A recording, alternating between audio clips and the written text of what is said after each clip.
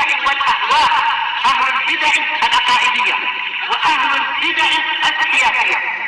نقول بيننا وبينكم السلف، بيننا وبينكم الكتب، كان فيقول البدع بيننا وبينكم.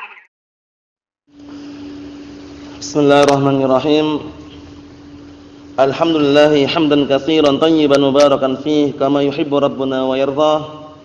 وأشهد أن لا إله إلا الله وحده لا شريك له، وأشهد أن محمدا عبده ورسوله نبي الله وخليله صلى الله عليه وعلى آله وسلم تسليما مزيدا لا نبي بعده.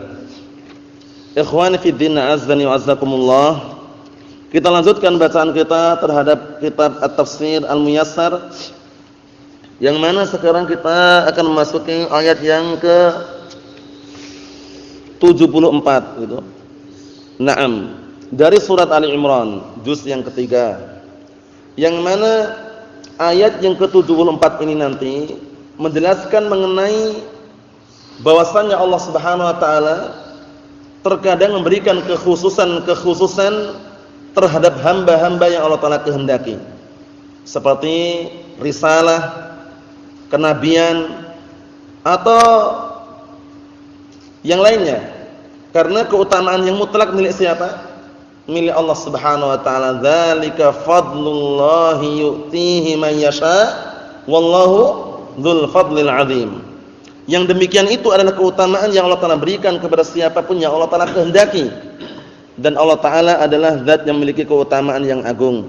Oleh karena itu kita sangat dilarang untuk iri, dengki, hasad terhadap saudaranya yang memiliki kelebihan ilmu atau harta. Naam, maksudnya iri di sini adalah iri yang mengakibatkan keinginan dia untuk agar kebaikan itu hilang dari saudaranya. Adapun kalau hasad yang dikenal dengan ghibtah, nah ghibtah itu keinginan, dia punya keinginan kebaikan yang ada pada saudaranya, namun tidak berkeinginan kalau kebaikan itu hilang dari saudaranya. Itu ghibtah. Kalau ghibtah diperbolehkan, namanya ghibtah. Jadi bedakan dengan hasad dan ghibtah ya. Namanya apa? Ghibtah. Ghibtah itu hasad yang diperbolehkan. Nah, sebagaimana dalam hadis yang sahih Rasulullah mengatakan la hasada illa fisnatain. Tidak ada hasad, tidak ada iri yang diperbolehkan kecuali dalam dua keadaan. Pertama, iri terhadap orang yang diberikan padanya harta yang banyak. Nah, dan dia ingin kalau seandainya seperti sebulan tersebut agar bisa berinfak bersedekah dengan harta yang banyak tersebut. Tapi enggak ingin kalau apa? Kalau harta itu hilang dari sebulan. Nah, itu ghibtah namanya.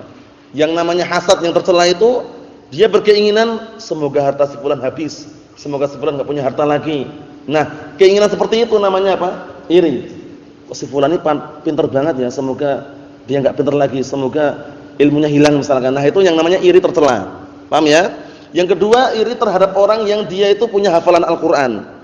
Atau dia itu punya hafalan atau punya ilmu. Paham ya? Nah, dia keinginan agar seperti si fulan, berkeinginan agar menjadi seperti si fulan, punya ilmu, punya hafalan Al-Qur'an, sehingga dia bisa menggunakan pada jalan yang benar. Nah, itu juga keirian yang diperbolehkan.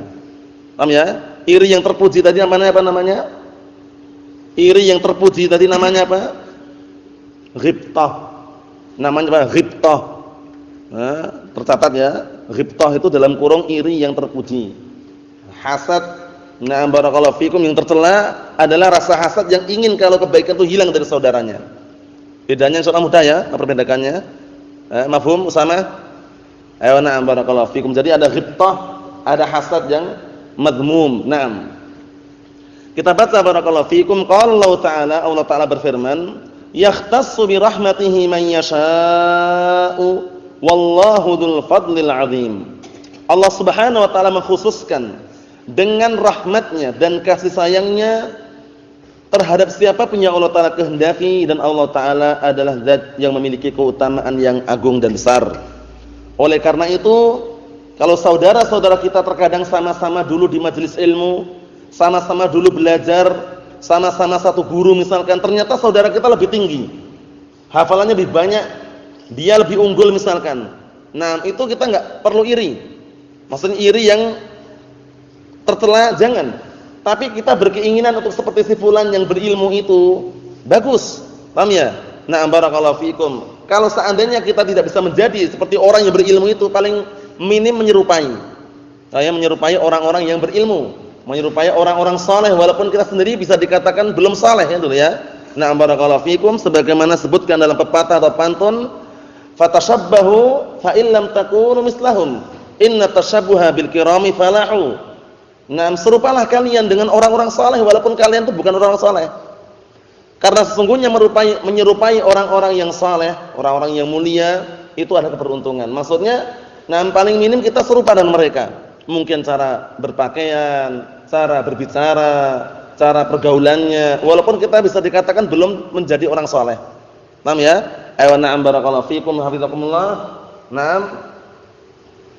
Ikhwani fi din azzani wa jazakumullah. Ayo. Naam.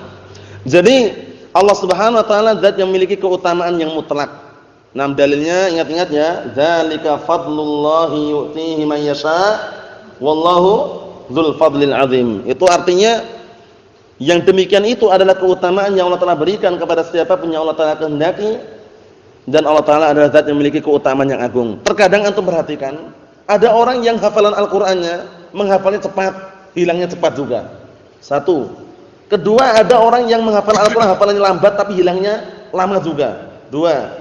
Ketiga, ada orang yang menghafal Al-Qur'an hafalannya lambat, hilangnya cepat. Ada enggak? Menghafalnya sudah lambat tapi hilangnya cepat. Ada juga. Kemudian ada yang keempat, apa yang keempat? Yang pertama ngapalnya cepat, hilangnya cepat juga. Yang pertama, yang kedua hafalnya lambat, hilangnya lambat juga. Yang ketiga hafalnya lambat, hilangnya cepat. Oh ya, yang keempat apa?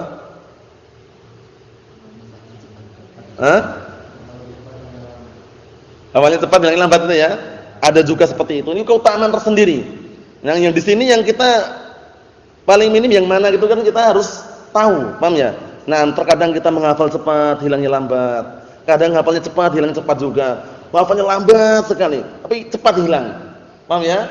Itu yang seringnya kita rasakan. Paham ya? Yang kita rasakan biasanya hafalnya cepat tapi hilangnya cepat juga, itu ada juga. Ada juga yang menghafalnya lambat, hilangnya lama juga. Ada yang sudah hafal lama, hilang cepat. Nah, seperti itu perlu barakallahu fikum diketahui agar kita mengetahui kadar kita semuanya. Paham ya? Rahimallahu mar'an man 'arafa qadra nafsih. Artinya adalah Allah Taala merahmati orang yang dia itu mengetahui kadar dirinya. Nah, barakallahu fikum seperti itu, karena keutamaan itu berbeda-beda. Keutamaan yang Allah Taala berikan kepada hamba itu berbeda-beda dan bertingkat-tingkat. Nah, barakallahu fikum. Ikhwani fid din azzani wa jazakumullah. Qala al-mufassirun asabahumullah, perhatikan baik-baik. Innallaha yakhtassu min khalqihi man yasha'u bin nubuwati wal hidayah ila akmal syara'i. Sesungguhnya Allah Subhanahu wa taala mengkhususkan dari kalangan hamba-hambanya dan makhluk-makhluknya orang yang Allah Taala kehendaki untuk mendapatkan an-nubuwah, kenabian, wal hidayah, dan juga petunjuk ila akmal syara'i, kepada syariat yang paling sempurna. Wallahu dzul ihsani wal 'ata'il katsir al wasi'. Dan Allah lah zat yang memiliki kebaikan dan pemberian yang banyak dan luas.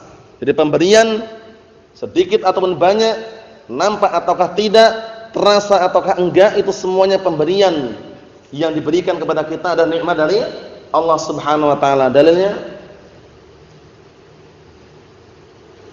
sedikit banyak pemberian berupa kenikmatan, terasa ataukah tidak, yang diberikan kepada kita itu nikmat yang datang dari Allah Subhanahu wa taala. Dalilnya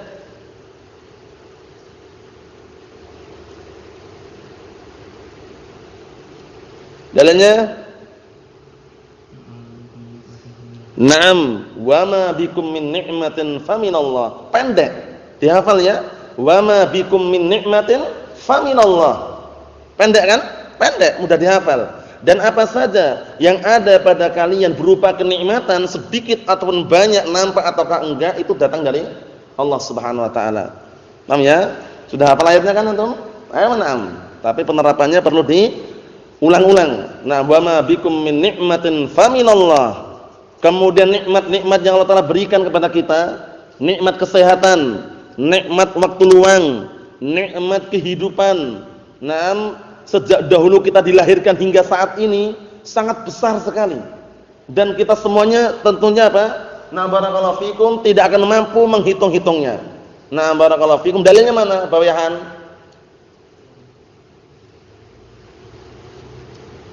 Apa? Dalilnya mana? Bahwasannya kita semuanya tidak mampu menghitung-hitung nikmat Allah. Apa? Sering muncul itu ya. Dalilnya mana? Dalilnya mana? Naam, wa in ta'uddu ni'matallahi la tuhsuha. Itu juga dihafal. Sering muncul. Paham ya? Wa in ta'uddu ni'matallahi la tuhsuha. Jika kalian berupaya menghitung-hitung nikmat Allah, niscaya kalian tidak akan mampu menghitungnya. Mau menghitung-hitung dengan jari jemari, dengan lantunan kata-kata, dengan sebutan-sebutan enggak akan mampu. Karena nikmatnya sangat banyak dan besar. Paham ya? Nah, barakallahu fikum, nikmat Allah Subhanahu wa taala. Namun nikmat yang paling besar yang diberikan kepada hamba, nikmat apa, Abdurrahman? Nikmat apa yang paling besar diberikan kepada seorang hamba? Nikmatul Islam was sunnah. Nikmatul iman. Karena kenikmatan inilah yang akan bisa apa? Melindungi dengan seizin Allah Subhanahu wa taala. Adapun nikmatnya harta, kekayaan itu belum tentu bisa melindungi. Innama amwalukum wa auladukum fitnah. Hanya saja harta-harta kalian dan juga anak-anak kalian terkadang menjadi fitnah, menjadi penghalang untuk beribadah. Coba kalau hartanya banyak, dia bingung mau ke masjid, khawatir hartanya dicuri orang, ya enggak? Terkadang kalau anak-anaknya banyak kemudian tidak taat kepada Allah dan Rasulnya, durhaka, dia juga tidak bisa melaksanakan ibadah. Paham ya? Oleh karena itu, barakallahu fikum hafizakumullah, keutamaan yang mutlak itu milik siapa? Allah Subhanahu wa taala. Kita lihat berikutnya. Qala Allah Ta'ala fi Kitabihil Karim, ayat yang berikutnya, ayat yang ke-75. Ayat yang ke-75 ini dari surat Ali Imran menjelaskan kepada kita semuanya tentang gerak-geriknya orang-orang ahlul kitab. Tentang apa? Gerak-geriknya orang-orang ahlul kitab. Kriteria, sifatnya orang-orang ahlul kitab. Yang kemarin sudah kita lewati. Mereka tuh was-was, gak pengen kalau ilmu itu nampak di hadapan kaum muslimin. Karena khawatir ilmunya diambil oleh kaum muslimin. Sehingga nanti mereka khawatir kalau kaum muslim lebih unggul daripada orang-orang ahlul kitab atau orang Yahud. Nah, sekarang juga tidak jauh beda. Nah, perhatikan baik-baik. Nah, kita lihat. Wa min ahlil kitabi man in ta'manhu biqintarin yu'addihi ilaik. Dan dari kalangan ahlul kitab itu, ahlul kitab di sini maksudnya orang-orang Yahud ya. Karena ahlul kitab ada dua, orang Yahud dan Nasara. Walaupun Nasara tidak jauh beda juga dengan orang Yahud. Dan di antara kalangan ahlul kitab orang Yahud, ada orang yang jika engkau percayai, engkau berikan kepercayaan dengan sebuah harta yang melimpah, niscaya dia pun akan mengembalikan kepadamu tanpa ada pengkhianatan. Wa minhum, dan di antara mereka ini, man in ta'manhu bidinarin la yu'addihi ilaik illa ma dumta alaihi qa'ima. Dan di antara mereka orang-orang Yahud, ada juga orang yang jika engkau berikan kepercayaan kepadanya dengan 1 dinar saja, itu enggak akan mengembalikan kepadamu, kecuali kalau kamu sudah meminta berulang-ulang. Paham ya? Meminta berulang-ulang. Maksudnya itu barakallahu fikum tidak amanah, justru berkhianat, minta berulang-ulang baru diberikan itu. Tapi ada juga yang langsung diberikan yang pertama tadi. Kita lihat.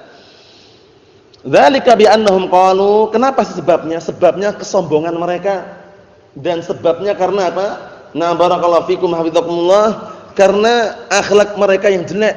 Kita lihat apa sebabnya. Dzalika bi annahum qalu, yang demikian itu sebabnya karena mereka mengucapkan laisa alaina fil ummiyina sabilun.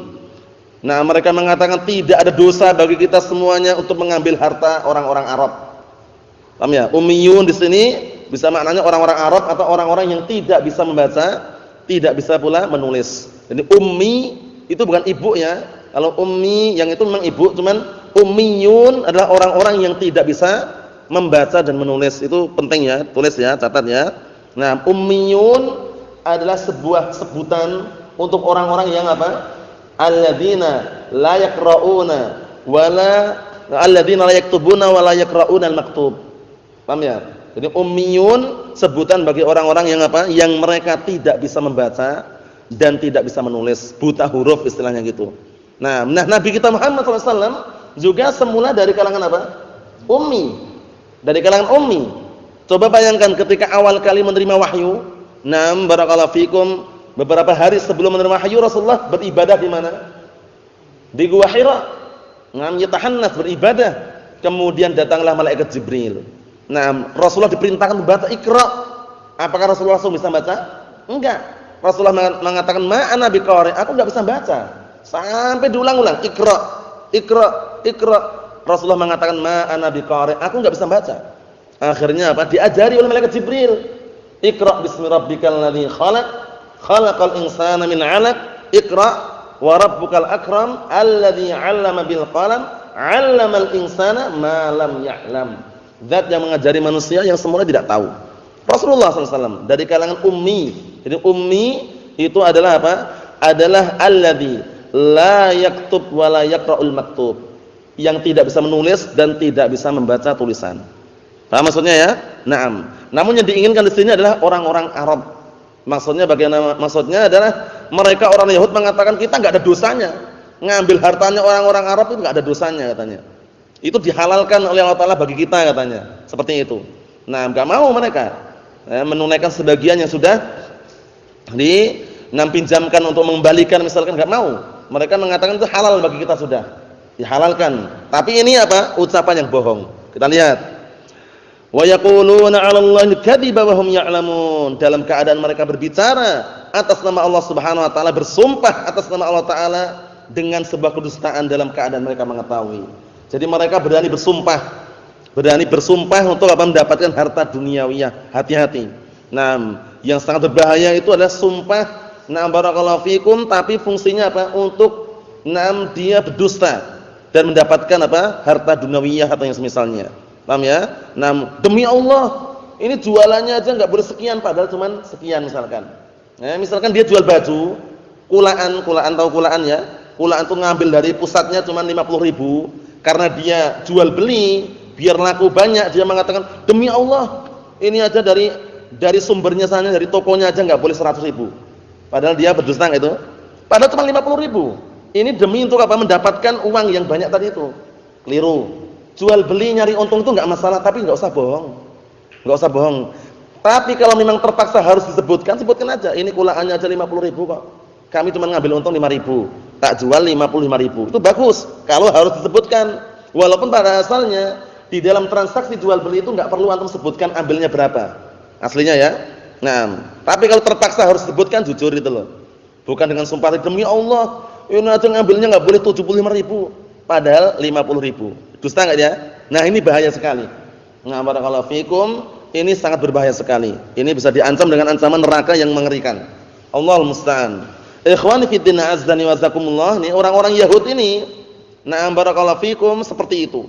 Mengatakan ini halal hartanya untuk kita, enggak dosa kita. Allah Taala sudah menghalalkan untuk kita. Padahal bohong enggak itu? Bohong. Kita lihat tafsirannya. Qala al-mufassirun asabahumullah. Sebelum kita baca tafsirannya, hanya sekedar mengulangi kembali apa itu ummi tadi.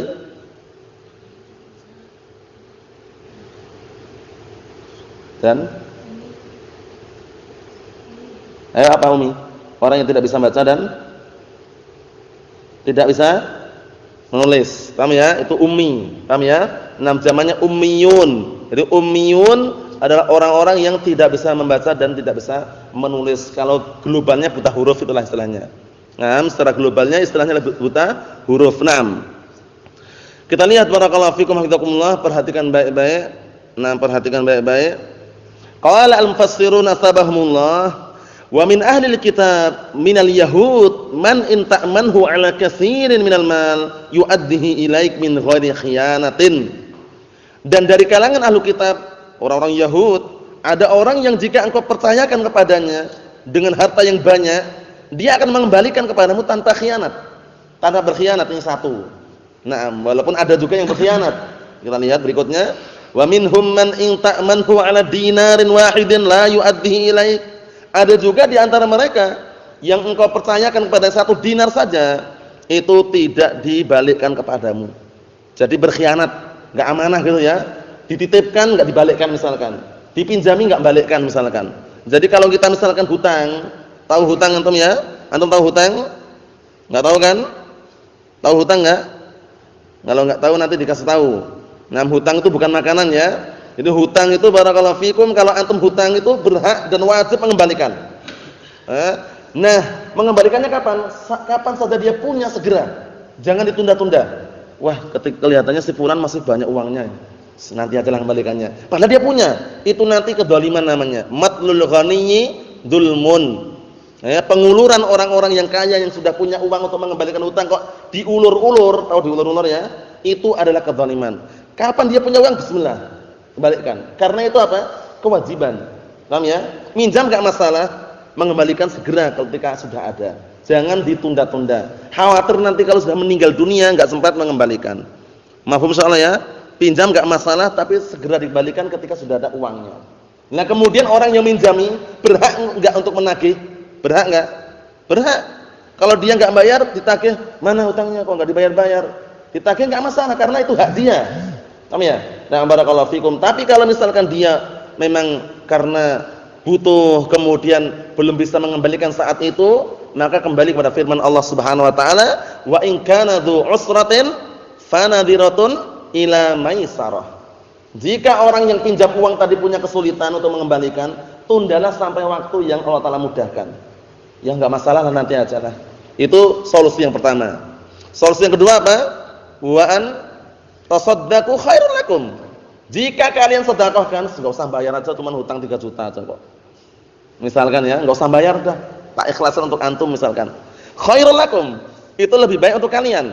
Nah, ini solusi yang terbaik di dalam pinjam meminjam. Bukan malah dilipat gandakan seperti bank-bank itu ya. Nah, enggak tahu bank siapa, ini bank-bank yang ada itu.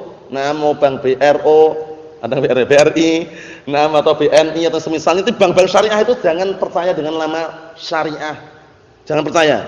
Coba antum tanya sama mereka, boleh enggak minjam uang 10 juta kembalikan 10 juta? Enggak akan boleh. 10 juta kembalikan 10 juta itu enggak akan boleh. 10 juta kembalikan 10 juta sekian. Nah, sekiannya ini riba namanya. Paham ya? Namanya riba. Perhatikan baik-baik ya, biar nanti enggak bingung, enggak keliru gitu loh. Wah, ana mau bangun rumah Ustaz, enggak punya uang Ustaz. Bagaimana kalau minjam di bank Ustaz? Jangan. Sabar. Nah, karena harta yang namanya riba itu tidak berbarokah. Paham ya? Dan jarang sekali kita jumpai bank syariah itu benar-benar terapan syariat. Nah, bisa dikatakan di sini enggak ada. Paham ya? Antum pinjam 5 juta kembalikannya berapa, Pak? Lebih atau pas? Lebih. Dan jarang sekali bank itu mengatakan, "Wah, hutangnya 5 juta, sudah maafkan aja, enggak usah dibayar," misalkan.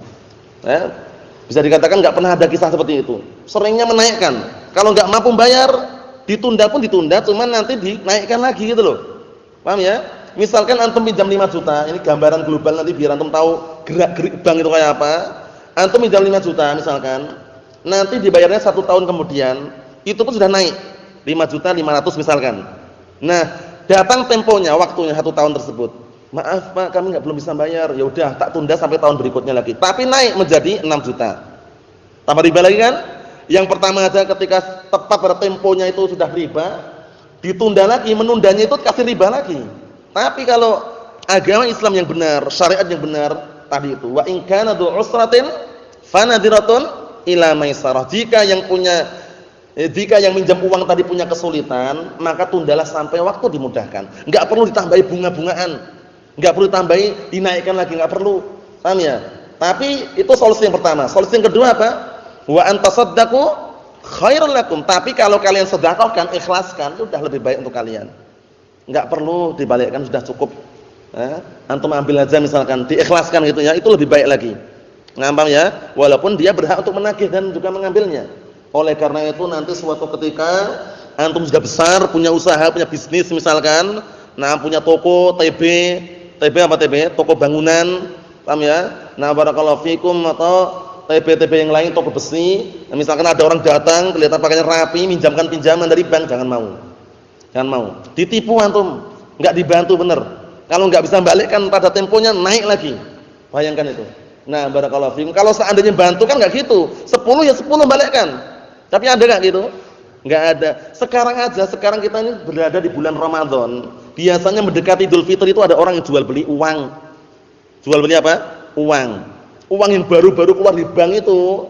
Betul enggak Pak Abu Mamat? Ayo Pak. Di pinggir-pinggir jalan dekat bank itu biasanya dekat Malioboro sana, banyak orang jual beli uang itu. Itu jangan dibeli. Kecuali dengan harga yang sama dan enggak akan mau. Paham ya? Enggak akan mau. 100.000, 50.000, 20.000, 2.000-an baru-baru itu keluar di bank itu. Kalau antum beli, ya harus lebih dari 2.000 itu, riba. Paham ya? Coba antum bawa, "Pak, ana mau beli yang 50 nih." Dengan 50 juga enggak mau. Enggak mau itu. Padahal itu riba bukan? Riba. Karena kalau sama-sama mata uang seperti itu harus apa? Mislan bimislin. Harus sama-sama. 100.000, 100.000. Yang satunya kelubuk itu sudah kusut gitu ya, bahasa Jawanya kelubuk gitu, ya kan? Nah, yang satunya baru tetap 100.000. Kecuali kalau beda mata uang, $100 satu lembar gini ya. Nah, $100 satu lembar aja itu ya. Antum tukar $100 enggak mau.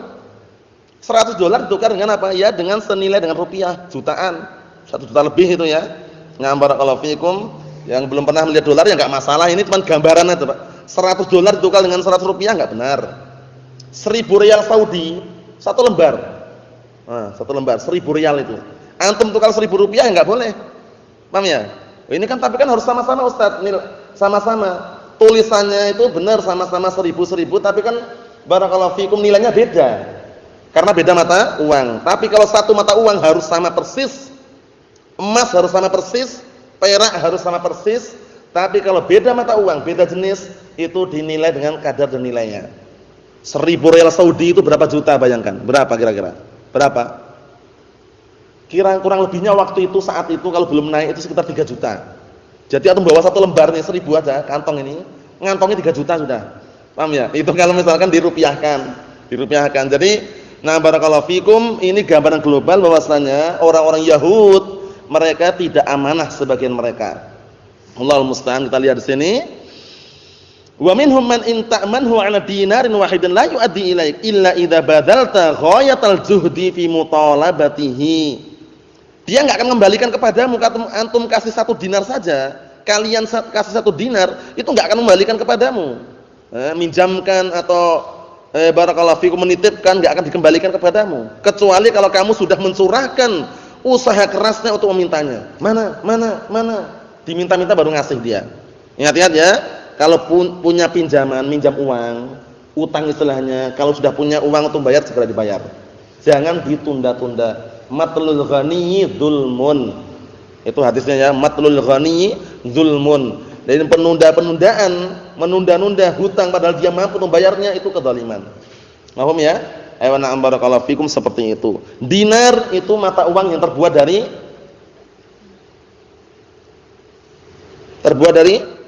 emas. Dirham mata uang yang terbuat dari perak. Mana yang lebih besar, dinar atau dirham? Dinar. Paham itu ya? Itu jangan sampai lupa ya. Dinar mata uang terbuat dari emas. Dirham mata uang terbuat dari perak. Dihafal nanti ya. Insyaallah. Na'am barakallahu fiik. Seperti itu. Kita lihat di sini. Wa sababu dzalika aqidatun fasidatun taj'aluhum yastahilluna amwalal arabi bil batili. Sebab melakukan hal tersebut adalah akidah yang rusak yang menjadikan mereka menghalalkan harta-harta orang Arab dengan cara yang batil, bayangkan. Jadi ummiyun makna di sini adalah al-Arab. Naam. Wa yaqulun, beda ya Arab dengan Arab lain ya, jangan sampai bingung ya. Arabun itu Arabiyun itu lain dengan apa? Dengan Arabiyun. Naam. Bedanya apa bedanya? Kalau Arabiyun itu Badui. Jamannya Arab. Kalau orang-orang Arab ya Arabiyun. Haulal Arab, orang-orang Arab. Tapi kalau Arabun pakai hamzah itu namanya orang-orang Badui. Orang-orang Badui itu apa? Orang-orang Badui itu. Apa itu orang Badui sama? Orang Badui itu orang ngapain? Apa itu orang Badui? Orang apa? Orang pedalaman. Ya, orang pedalaman yang di pelosok-pelosok yang mereka biasanya hidupnya itu ngikutin musim dan ngikutin mana ada airnya gitu. Di Yaman sana masih ada ya. Kita waktu jalan-jalan waktu itu enggak sengaja gitu menjumpai sekelompok gerombolan itu. Nah, dia berada di lereng-lereng gunung. Nah, kata orang-orang sekitar situ itu orang-orang Badui. Orang Badui itu mereka ngikutin arah. Jadi ngikutin mana yang ada airnya, ada kehidupan dia di situ. Tapi mereka enggak mau gabung dengan orang kota itu, enggak mau. Paham ya? Karena kehidupan mereka masih bisa dikatakan sederhana, seadanya, tapi yang penting ada air, ada intinya untuk kehidupan dia di situ. Nanti kalau misalkan enggak ada air, pergi lagi mencari jalan untuk orang Badui itu. Paham ya? Nah, barakallahu fikum wa hafizakumullah. Naam seperti itu. Kita lihat di sini qala al-mufassirun atsabahumullah wa yaqulun, dan mereka mengatakan laisa alaina fi akli amwalihim ismun wala harajun. Perhatikan ini omongan dustanya mereka. Kata mereka, enggak ada bagi kita dosa. Enggak ada bagi kita dosa, enggak ada juga larangan untuk makan harta mereka. Padahal bohong enggak ini? Nah, barakallahu fikum, bohong, enggak boleh. Nah, mereka mengatakan seperti itu. Enggak ada dosanya kita makan harta orang Arab. Enggak ada dosanya, enggak ada larangannya. Li'annallaha ahallaha lana. Ini bohongnya nih. Dikarenakan Allah Taala menghalalkan untuk kita katanya. Wa hadza kadzibun 'ala Allah. Ini adalah dusta atas nama Allah Subhanahu wa taala. Nah, perhatikan baik-baik barakallahu fikum. Wa yaqulunahu bi alsinatihim, mereka mengucapkan dengan lisan-lisan mereka, wa hum ya'lamuna annahum kadzibun. Dalam keadaan mereka mengetahui bahwasanya mereka adalah berdusta. Ikhwani fid din, azzani wazakumullah. Jangan sampai benih-benih pemikiran atau ritual perbuatan orang Yahud ada di benak-benak kita atau ada pada amalan-amalan kita, namun kita berupaya semaksimal mungkin menjauhi perbuatan-perbuatan orang Yahud yang mereka memang terkenal sering menyembunyikan al-haq dan sering memutarbalikkan fakta dan sering membuat talbis penyamaran yang hak itu dengan kebatilan dan yang batil dengan al-haq. Adapun kita Ahlus Sunnah wal Jamaah hendaknya senantiasa mengikuti dalil Al-Quran was Sunnah dan berpegang teguh dengan al-haq dimanapun kita berada hingga Allah Subhanahu wa taala mendatangkan waktu dan saatnya, yaitu dijemputnya kita, diwafatkan oleh Allah Subhanahu wa taala, dicabut ajal kita dan nyawa kita. Oleh karena itu ikhwani fillah azzani wazakumullah, nasallaha salamat wal afiyah fid dunya wal akhirah wa nasallaha an yuwaffiqana wa iyyakum lima yuhibbuhu wa yardah. Walhamdulillahirabbil alamin.